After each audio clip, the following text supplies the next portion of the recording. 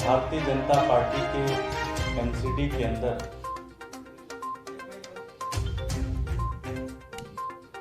आज भारतीय जनता पार्टी के एमसीडी के अंदर चारों तरफ हाहाकार मचा हुआ है। हर तरफ लोग परेशान हैं। इस कोरोना काल में लोगों की ऐसे ही ज़िंदगी बहुत बर्बाद हो रखी है। उनके बिजनेस खराब हो चुके हैं, लोगों की नौकरियां जा रही हैं, लोग बहुत ज़्यादा परेशान हैं। वहीं एमसीडी के अंदर जो लोग काम कर रहे हैं, चाहे वो डॉक्टर हो, चाहे वो नर्स हो, चाहे वो टीचर हो, चाहे वो कर्मचारी हो, उनको सैलरी तक नहीं मिल पा रही। भारतीय जनता पार्टी जो उनका हक बनता है, जो महीने के बाद पूरा मेहनत करने के बाद, काम करने के बाद जो उनको सैलरी मिलनी चाहिए, वो सैलरी तक नहीं दे पा रहे। कोरोना के इस काल में जहां एक तरफ भारतीय जनता पार्टी के भ्रष्टाचार और उनकी एक तरीके से जो फाइनेंशियल मिसमैनेजमेंट उन्होंने पूरे एमसीडी का किया है, उसके कारण पूरी एमसीडी तबाह हो चुकी है। और दूसरी तरफ जो इस पूरी तबाही से जो मंजर निकल के आया है, उसकी भरपाई करने के लिए भारतीय जनता पार्टी दिल्ली के आम नागरिकों के ऊपर, दिल्ली के आम लोगों के ऊपर टैक्स बढ़ाने का और खून चूसने का काम शुरू कर रही है। साथियों, आज नॉर्थ एमसीडी के अंदर स्टैंडिंग कमेटी के अंदर जो प्रस्ताव आ रहे हैं, उस प्रस्तावों को पढ़कर, उन प्रस्तावों को देखकर ऐसा लगता है जैसे भारतीय जनता पार्टी अपने भ्रष्टाचार और अहंकार में इतनी डूब चुकी है कि उसे ये भी आइडिया नहीं है कि कैसे एमसीडी को चलाया जाए। आम आदमी पार्टी तो बहुत पहले से मान रही है कि इनके बस की नहीं एमसीडी चलाना, ये एमसीडी चला नहीं सकते, और अब इनके प्रस्तावों से, इनके कारगुजारियों से और भी ये चीज़ देखने को मिल रही कि इनके बस की नहीं, इनको आइडिया नहीं लग पा रहा कि कैसे एमसीडी को चलाया जाए और कैसे एमसीडी को इस पूरी समस्याओं से बाहर निकाला जाए। साथियों, आज दो प्रस्ताव भारतीय जनता पार्टी अपने स्टैंडिंग कमेटी, नॉर्थ की स्टैंडिंग कमेटी में लेके आ रही है। उनका पहला प्रस्ताव है कि दिल्ली के आम नागरिकों के ऊपर, दिल्ली के आम लोगों के ऊपर जो हाउस टैक्स लोग देते हैं, उस हाउस टैक्स को 34% बढ़ाया जाए। पहला प्रस्ताव यह है कि 34% हाउस टैक्स को बढ़ाया जाए। जो उनका दूसरा प्रस्ताव है, वो प्रस्ताव ये है कि जो दिल्ली के अंदर जो एडवर्टीजमेंट लगते हैं, जो बोर्ड आप लोग देखते हैं, उस एडवर्टीजमेंट से जो फंड आता है, जो टैक्स आता है, जो ठेकेदार टैक्स एमसीडी को देते हैं, वो टैक्स माफ कर दें। दूसरा प्रस्ताव उनका है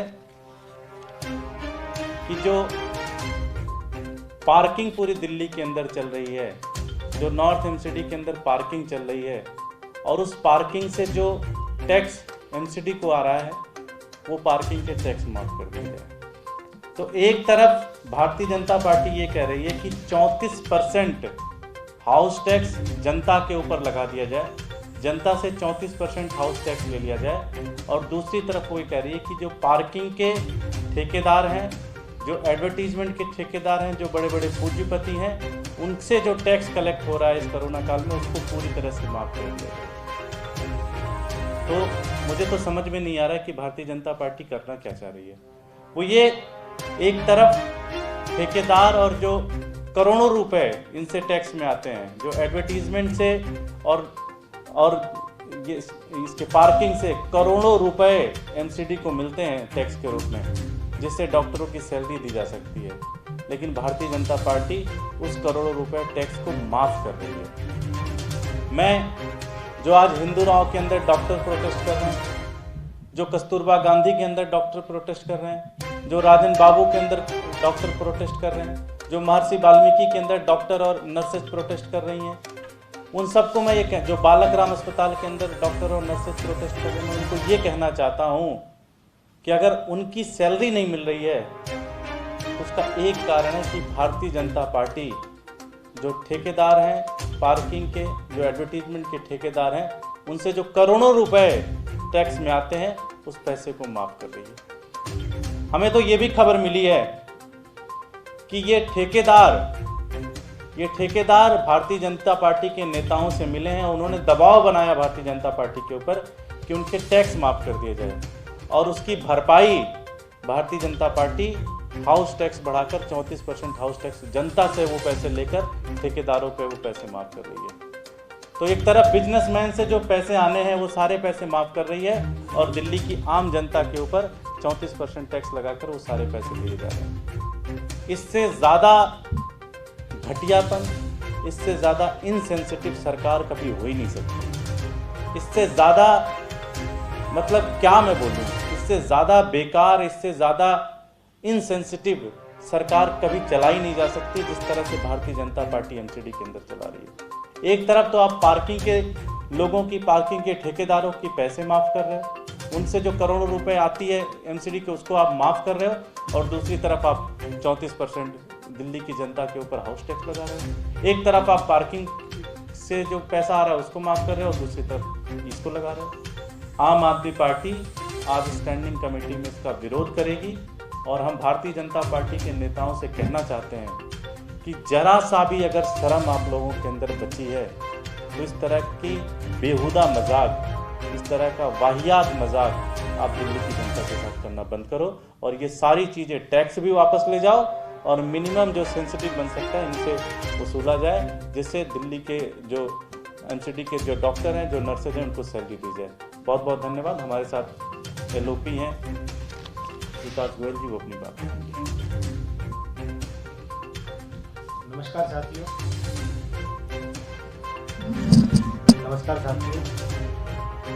आज एमसीडी की सत्ता में भारतीय जनता पार्टी के जो नेता बैठे हैं उनकी माने तो ऐसा लगता है कि जो दिल्ली में जब से कोरोना हुआ तो कोरोना की वजह से दिल्ली में किसी को कोई नुकसान नहीं, ना किसी की नौकरी गई, ना किसी की फैक्ट्री बंद हुई, ना किसी की रोजगार छीना, मतलब सब का रोजगार चलता रहा, सब पैसे कमाते रहे। उनकी माने तो ऐसा लगता है कि सिर्फ नुकसान हुआ है तो सिर्फ दो बेचारे लोगों का हुआ है, एक एडवर्टाइजमेंट के माफियाओं का और एक पार्किंग के माफियाओं का। एक तरफ वो दिल्ली की जनता पे लगातार टैक्स बढ़ाते जा रहे हैं, कभी प्रोफेशनल टैक्स के नाम पर, कभी बेटरमेंट टैक्स के नाम पर, कभी ट्रांसफर ऑफ प्रॉपर्टी के नाम पर, आज हाउस टैक्स 34% बढ़ाने का प्रस्ताव लेते हैं।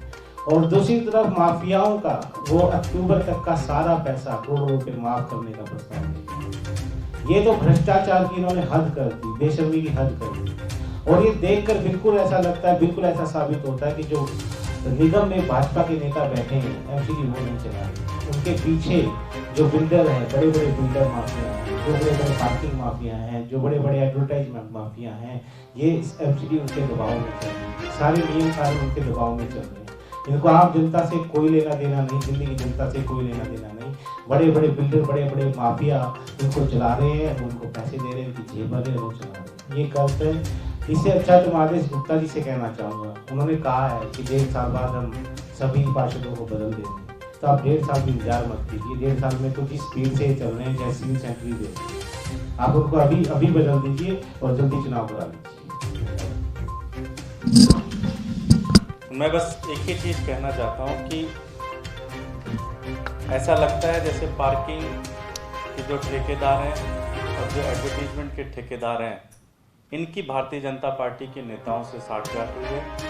इसमें उन्होंने कुछ दिया भी होगा इनको, जिसके कारण उनके टैक्स को माफ़ किया जा रहा है और दिल्ली की जनता के ऊपर 34% हाउस टैक्स लगाया जा रहा है। इसका विरोध करते हैं और इसको वापस लेना चाहिए।